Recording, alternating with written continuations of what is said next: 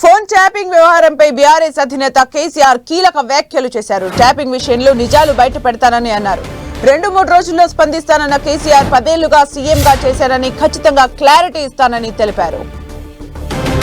పూర్తి సమాచారం మా ప్రతినిధి సతీష్ అందిస్తారు. సతీష్.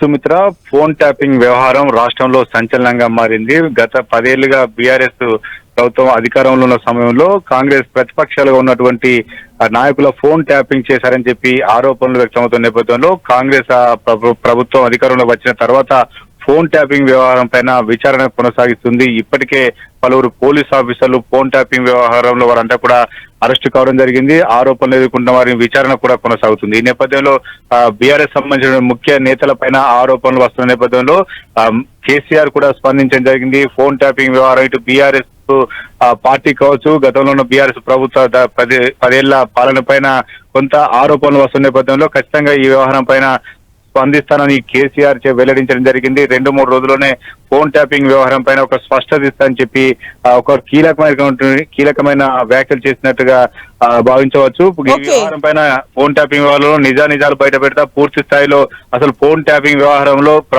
ప్రభుత్వం చేస్తున్నటువంటి ఆరోపణలు వాస్తవం ఉందా లేదా అని కేసీఆర్ వెల్లడించే అవకాశం ఉంది. Sumitra, thank you Satish for the updates.